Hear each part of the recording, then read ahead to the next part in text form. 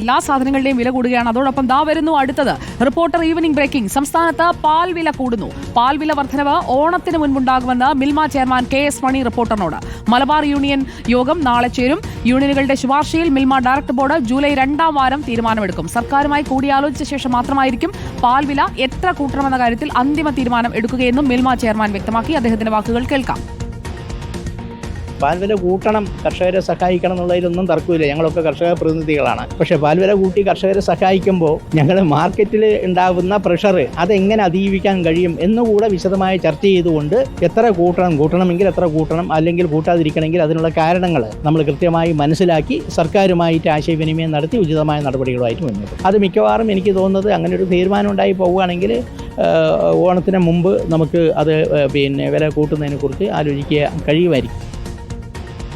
Arun Solomon ചേരുന്നു. നമുക്ക് good evening Arun Solomon. പാലൊഴിച്ച ചായ, അതുപോലെ പാൽ കാപ്പി, അതൊക്കെ ഒന്ന് മാറ്റിപ്പിടിക്കാമെന്ന് തോന്നുന്നു. പാൽ പായസം പിന്നെ വേണ്ട. പാലിന്റെ വില എത്ര കൂട്ടാനാണ് തീരുമാനം? കൂട്ടുമെന്ന് ഉറപ്പാണ്. അടുത്ത മാസം എത്ര കൂടും? സൂര്യ, കുറച്ച് മാസങ്ങളായിട്ട് സംസ്ഥാനത്ത് ക്ഷീര കർഷകർ ആവശ്യപ്പെടുന്ന ഒരു കാര്യമാണ് ലിറ്ററിന് 10 രൂപ കൂട്ടണമെന്നുള്ളതാണ്. ആദ്യം എറണാകുളം മേഖലാ യൂണിയനാണ് ഇത് സംബന്ധിച്ച് യോഗം കൂടിയത്.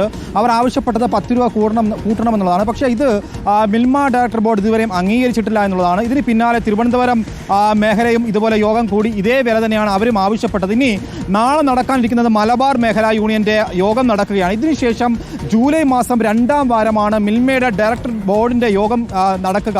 ഇതിനുശേഷമായിരിക്കും ഒരു അന്തിമ വിലയിലേക്ക് എത്തുക. എന്തായാലും ബോർഡിന്റെ ചെയർമാൻ കൂടിയായിട്ടുള്ള KS മണി സൂചിപ്പിക്കുന്നത് പൊതുവിപണിയിൽ പാൽ വില വർദ്ധിപ്പിച്ചു കഴിഞ്ഞാൽ പൊതുജനങ്ങളെ നടുവടിക്കുന്ന ഒരു സ്ഥിതിയിലേക്ക് കാര്യങ്ങൾ മാറും. അതുകൊണ്ട് തന്നെ പൊതുജനങ്ങൾക്ക് സ്വീകാര്യമായ ഒരു വിലയായിരിക്കും ഉണ്ടാവുക. ഇതിനു മുൻപ് 2022 ഡിസംബർ മാസമാണ് വില ഏറ്റവും അവസാനം കൂട്ടിയിരുന്നത്. അന്ന് കർഷകർക്ക് ലഭിച്ചിരുന്നത് 42 രൂപ മുതൽ 44 രൂപ വരെയാണ്. ഇന്നിപ്പോൾ 52 രൂപയാണ് ലിറ്ററിന് പാൽ വില. കൊഴുപ്പുള്ള പാലിന് ലഭിക്കുന്നത് 56 രൂപയാണ്.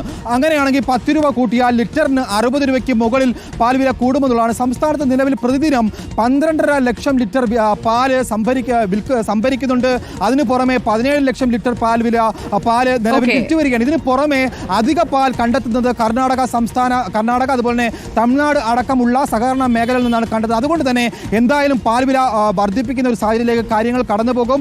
ഓണത്തിന് മുൻപ് വില വർദ്ധിപ്പിക്കുമെന്നുള്ള സൂചനയാണ് നിലവിൽ ഡയറക്ടർ ബോർഡ് നൽകിയിരിക്കുന്നത്. സുജയ, മിൽമ പാൽ ലിറ്ററിന് 10 രൂപ കൂട്ടണം എന്നതാണ് ഇപ്പോൾ ആവശ്യമായി മുന്നോട്ട് വെച്ചിരിക്കുന്നത്. അങ്ങനെ പോയാൽ 1 ലിറ്റർ പാല് ഒരു ദിവസം എന്തായാലും ഒരു കുടുംബത്തിന് ആവശ്യമാണ്. അപ്പോൾ അതിനനുസരിച്ച് നമ്മുടെ ബജറ്റിലും ആ തുക കൂടുമെന്നുള്ളത് ഉറപ്പാണ്. ദിനേശ് ഹരിപ്പാട് ഒരു കാര്യം പറഞ്ഞു. 4 ദിവസമായിട്ട് വിലക്കയറ്റം റിപ്പോർട്ട് ചെയ്യാൻ പറഞ്ഞ് ഞാൻ കമന്റ് ഇടുന്നു. ഇന്നാണ് സുജയ മാർക്കറ്റിൽ പോയതെന്ന് തോന്നുന്നു. ഞാൻ മാത്രമല്ല കേട്ടോ, നമ്മുടെ ഈ പ്രൊഡക്ഷൻ ടീം, എനിക്ക് തോന്നുന്നു വിനേഷ് കുജരാവരൊക്കെ കഴിഞ്ഞ ദിവസമാണ് മാർക്കറ്റിൽ പോയി വെളിച്ചെണ്ണ വാങ്ങിച്ചതെന്ന് തോന്നുന്നു. അതുകൊണ്ടാണ് ഇന്ന് നമുക്ക് വെളിച്ചെണ്ണയുടെ വിലക്കയറ്റം എടുക്കാം എന്ന് പറഞ്ഞത്. അപ്പോൾ വെളിച്ചെണ്ണ വിലക്കയറ്റം അതിങ്ങനെ കൂടി വരികയാണ്. നമ്മളപ്പോൾ കൃത്യമായി വിപണിയിൽ ഉണ്ടാകുന്ന മാറ്റങ്ങൾ നിരീക്ഷിക്കുന്നുണ്ട് നമ്മുടെ ടീം. ആ ഡാറ്റയൊക്കെ പരിശോധിച്ചാണ് നമ്മൾ ആ ഒരു വിഷയം എടുക്കുന്നത്. ഇതിപ്പോൾ എടുക്കണം, ഇത് സർക്കാരിന്റെ ശ്രദ്ധയിൽ കൊണ്ടുവരണം. അതുകൊണ്ടാണ് നമ്മൾ ആ വിലക്കയറ്റം എടുത്തത്. അല്ലെങ്കിൽ ശ്രദ്ധിക്കാതെ ഒരു സൈഡിൽ കൂടി ഇങ്ങനെ കൂടി പോയേനെ.